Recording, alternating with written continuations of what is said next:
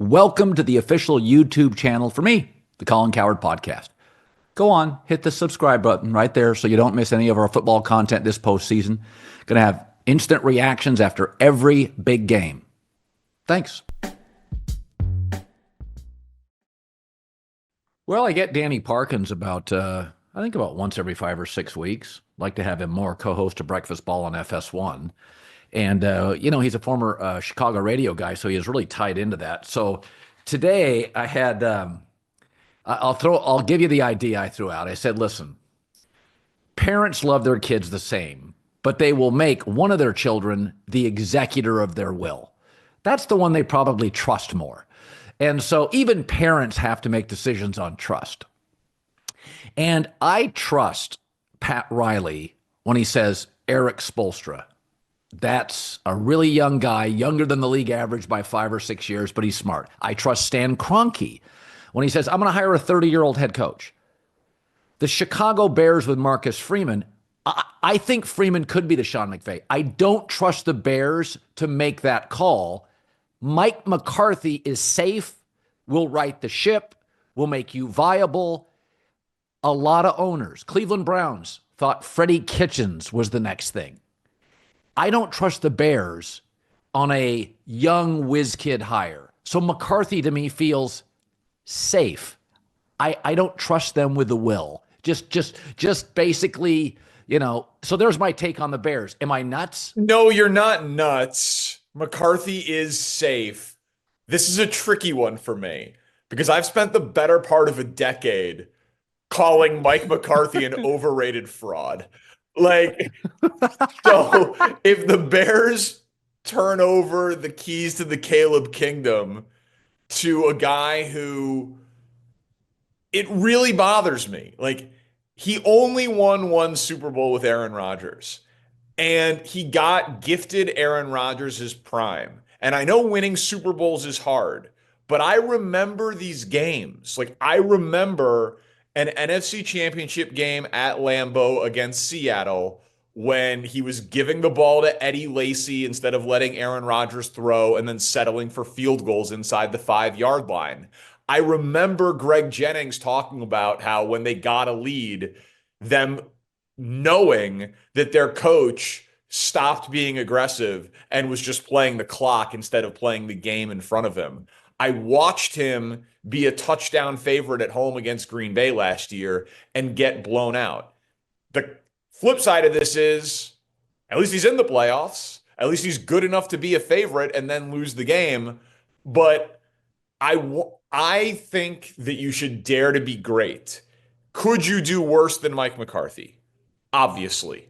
Of course. But it feels like the John Fox hire to me, which the Bears did.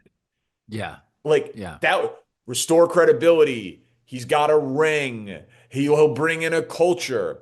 There aren't many coaches who have even gotten 3 opportunities in the NFL, much less been successful on their 3rd opportunity in the NFL. So I find the hire, if that is what happens, to be very, very uninspiring. I would much rather roll the dice with Ben Johnson for the upside, even while I completely agree with you, the Bears deserve no benefit of the doubt. Yeah. It's funny. I was talking about this to a friend the other day, and I said, Chicago's got bad teams. And I said, my take is LA's got good teams. And the reason is we have good owners. Stan Kroenke's second, first, third richest owner in the league. People think there's a salary cap, so everybody's playing by the same rules. They are not. Kroenke's rich. Michael Bidwell isn't as rich. It's an advantage. We also have Steve Ballmer, who is worth more than 27 of the NBA owners combined. We also have the Dodgers ownership group, which is richer than the Cubs and White Sox combined.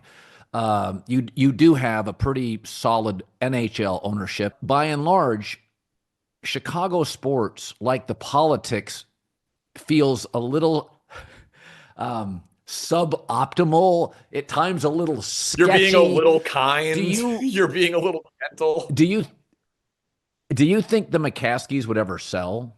So that is such a loaded question. So the history of so Virginia McCaskey's 102 years old and still the matriarch of the family. There are like 90 kids and grandkids, and she's put George McCaskey in charge.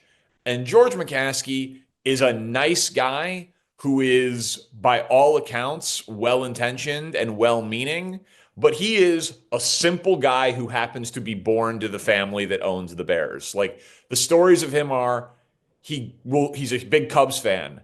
And of course, the Cubs will give him a suite or invite him into Tom Ricketts' booth or whatever. And he's like, no, I just want to sit in section 120 with my 1984 Cubs jacket and have a beer and a hot dog. Like he's just a guy. He very proudly says, like, I'm not a football guy. I'm just a fan like all of you. The problem is you own the team. And so Yeah. somehow he hasn't learned and empowered people, and he gets taken advantage of, and they are cheap around the margins because they are not independently wealthy, to your point. In the NFL, you do have a salary cap and a salary floor, but there's no limit on what you could spend on coaches. There's no limit on what you could Yeah. spend on airplanes or facilities. And the Bears facilities have gotten a lot better, but like very recently, they were terrible. And so would they sell? There are McCaskies who want to sell. They want to cash out. They want to liquidate because they have zero interest in football. But they have this matriarch of a family, Virginia McCaskey, that goes back to the Hallises, the godfather of football, that is like, we're not selling. So when Miss McCaskey passes, there is at least a thought that maybe. But beyond that, no. Like for now and for the foreseeable future, now a 102-year-old lady, obviously on borrowed time, but their public stances were not selling. They're funding this stadium. They think it's going to be on the lakefront. It'll probably be in Arlington Heights. They hired Kevin Warren, the former commissioner of the Big Ten.